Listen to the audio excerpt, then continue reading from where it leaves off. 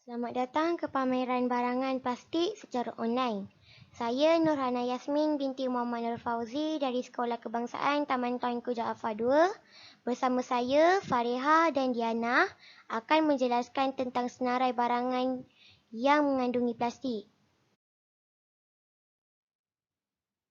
Dalam pameran ini, saya akan berkongsi 6 senarai barang yang mempunyai plastik iaitu pelitup muka pakai buang, pakaian atau baju sukan, pembungkus makanan dalam tin, lampin pakai buang, span pencuci pinggan dan ubat. Tahukah anda apa itu plastik? Plastik adalah sejenis bahan buatan manusia, merangkumi produk polimer sintetik atau semi-sintetik yang boleh dilentur kepada pelbagai bentuk. Ia sejenis bahan yang murah, bersifat fleksibel dan tidak mudah pecah. Ia digunakan untuk menghasilkan berjuta-juta produk yang boleh digunakan oleh manusia. Penggunaan plastik tanpa kawalan boleh menyebabkan pemanasan global di samping menyumbang kepada punca pencemaran alam sekitar. Bahan yang terkandung dalam plastik adalah berbahaya kepada kesihatan selain ianya mengambil masa yang sangat lama untuk terurai secara semula jadi. Pelitup muka pakai buang dan pakaian atau baju sukan. Pelitup muka pakai buang. Tahukah anda pelitup muka mengandungi plastik? Pelitup muka pakai buang mengandungi polimer plastik dalam pelbagai bentuk. Ia mengambil masa lebih 450 tahun untuk terurai secara semula jadi. Kandungan plastik dalam pelitup muka boleh membahayakan hidupan laut dan habitat hidupan liar. Pelitup muka yang dibuang ke laut boleh disalah anggap sebagai makanan oleh hidupan marin. Hidupan marin yang memakan buangan plastik ini berisiko untuk mati selain boleh membahayakan manusia yang memakannya. Begitu juga dengan ekosistem di daratan yang boleh terjejas disebabkan masalah penggunaan pelitup muka pakai buang tanpa kawalan. Bahan alternatif lain, pelitup muka N95 boleh diulang pakai sehinggalah didapati terdapat koyak atau rosak atau kesan kotor di bahagian dalam pelitup muka. Pelitup kain boleh diguna semula selepas dicuci dengan cara yang betul. Kaedah pelupusan terbaik, masukkan ke dalam plastik atau dibungkus rapi dengan tisu atau kertas dan dibuang ke dalam tong sampah. Elakkan buang merata-rata. Pakaian atau baju sukan. Pakaian sukan adalah diperbuat daripada jenis plastik yang dipanggil polister.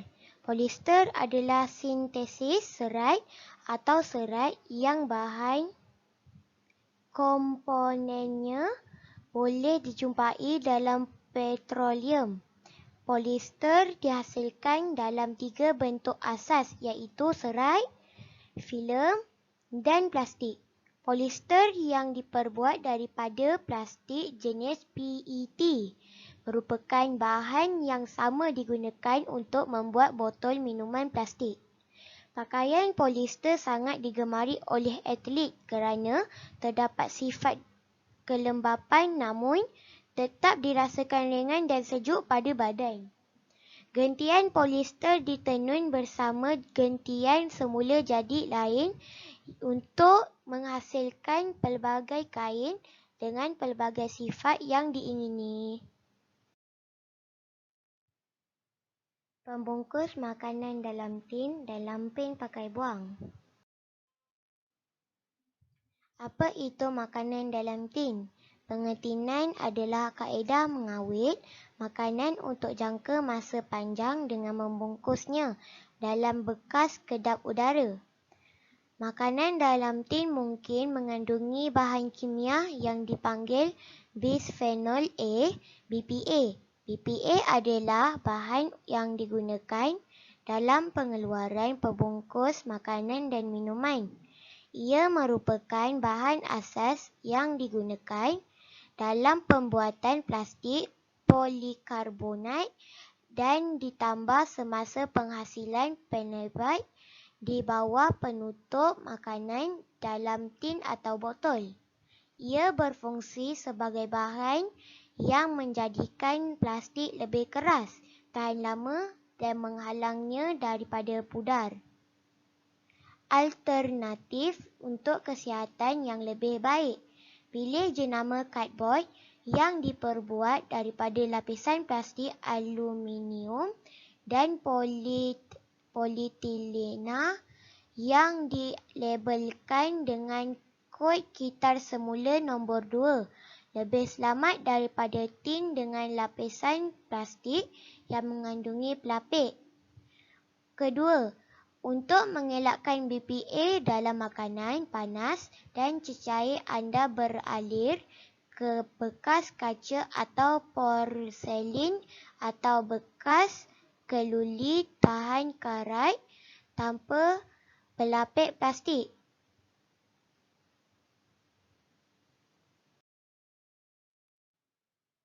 Lampin pakai buang.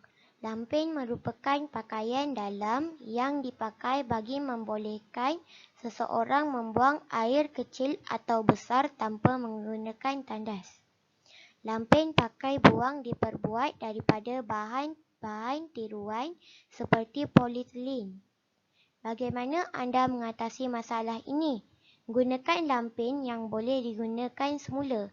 Dengan menggunakan lampin yang boleh digunakan semula, bukan hanya untuk menyelamatkan alam sekitar, tetapi kita juga dapat menjimatkan sejumlah besar wang yang dibelanjakan untuk lampin pakai buang. Ia juga dapat mengelakkan bayi mendapat kerengsaan dan kekeringan kulit. Spain pencuci pinggan dan ubat gigi. Plastik yang terkandung di dalam spain pencuci pinggan. Spain merupakan sejenis alat atau perkakas untuk membersih. Spain pencuci pinggan diperbuat daripada pelbagai jenis plastik.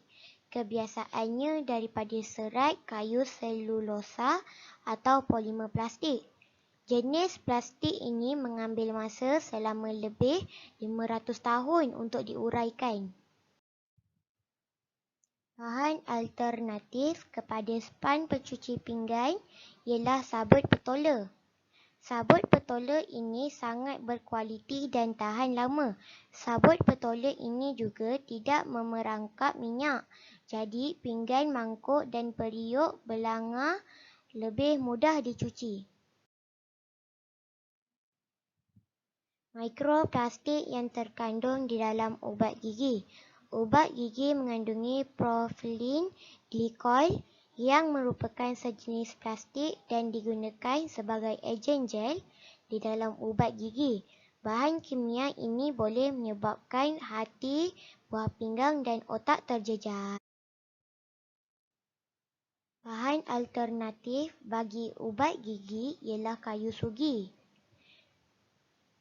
Kayu sugi mengandungi antibakteria asid yang berfungsi membunuh bakteria, mencegah infeksi dan menghentikan pendarahan pada gusi. Penggunaan kayu sugi juga mampu menghapuskan plak yang terdapat pada gigi. Kayu sugi yang mempunyai rasa dan bau yang segar boleh menghilangkan bau yang kurang enak. Kayu sugi juga mengandungi enzim yang dapat mencegah pembentukan plak yang menyebabkan radang gusi. Sekian, terima kasih. Semoga pameran yang dibuat ini dapat menambah pengetahuan semua tentang terdapat banyak barangan yang tanpa kita tahu mengandungi plastik yang berbahaya. Bye!